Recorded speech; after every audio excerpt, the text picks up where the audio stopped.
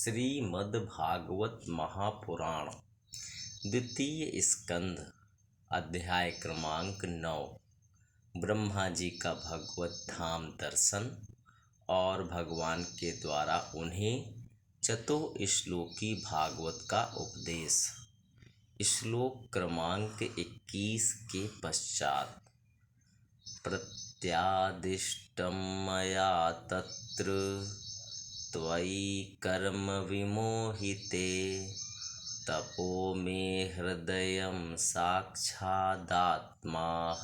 तपसो अनघ सृजामि तपसैवेदं ग्रसामि तपसा पुनः बिभर्मि तपसा विश्वं वीर्यं मे दुश्चरं तपः। ब्रह्मोवाच भगवन् सर्वभूतानामध्यक्षो अवस्थितो गुहां वेदह्यप्रतिरुद्धेन प्रज्ञानेन चिकीर्षितं तथापि नाथ मानस्य नाथय नाथितं परावरे यथा रूपे जानीयां ते त्वरूपिणः यथा आत्ममाया योगेन नानाशक्त्युपब्रह्मितं विलुम्पन् विसृजन् गृह्णन् बिभ्रदात्मानमात्मना क्रीडस्य मोघसङ्कल्पो पूर्णनाभिर्यथोऽनुते तथा तद्विषयां देहि मनीषां मयि माधव। भगवच्छिचितमहं करवाणि ह्यतन्द्रितः नेहमानः प्रजासर्गं बध्येयं यदनुग्रहात् यावत् सखा सख्युरिवेशते कृतः प्रजा विसर्गे विभजामि भोजनम् अविक्लवस्ते परिकर्मणि स्थितो मामे समुन्नद्धमदो अजमानिनः। तुम उस समय सृष्टि रचना का कर्म करने में किम कर्तव्य विमूढ़ हो रहे थे, इसी से मैंने तुम्हें तपस्या करने की आज्ञा दी थी, क्योंकि निष्पाप तपस्या मेरा हृदय है और मैं स्वयं तपस्या का आत्मा हूँ।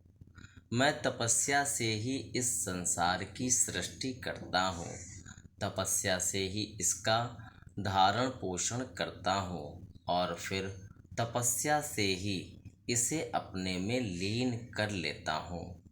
तपस्या मेरी एक दुर्लंघ्य शक्ति है। ब्रह्मा जी ने कहा, भगवान आप समस्त प्राणियों के अंतःकरण में साक्षी रूप से विराजमान रहते हैं। आप अपने अप्रतिहत ज्ञान से यह जानते ही हैं कि मैं क्या करना चाहता हूँ। नाथ, आप कृपा करके मुझ याचक की यह मांग पूरी कीजिए कि मैं रूप रहित आपके सगुण और निर्गुण दोनों ही रूपों को जान सकूं। आप माया के स्वामी हैं। आपका संकल्प कभी व्यर्थ नहीं होता। जैसे मकड़ी अपने मुंह से जाला निकालकर उसमें क्रीड़ा करती है और फिर उसे अपने में लीन कर लेती है, वैसे ही आप अपनी माया का आश्रय लेकर इस विविध शक्ति संपन्न जगत की उत्पत्ति, पालन और संहार करने के लिए अपने आप को ही अनेक रूपों में बना देते हैं और क्रीड़ा करते हैं। इस प्रकार आप कैसे करते हैं, इस मर्म को मैं जान सकूं, ऐसा ज्ञान आप मुझे दीजिए।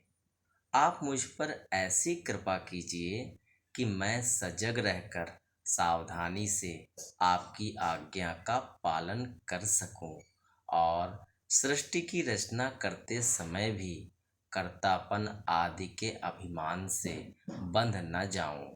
प्रभु, आपने एक मित्र के समान हाथ पकड़कर मुझे अपना मित्र स्वीकार किया है। अतः जब मैं आपकी इस सेवा सृष्टि रचना में लगूं और सावधानी से पूर्व सृष्टि के गुण कर्मानुसार जीवों का विभाजन करने लगूं, तब कहीं अपने को जन्म कर्म से स्वतंत्र मानकर प्रबल अभिमान न कर बैठूं।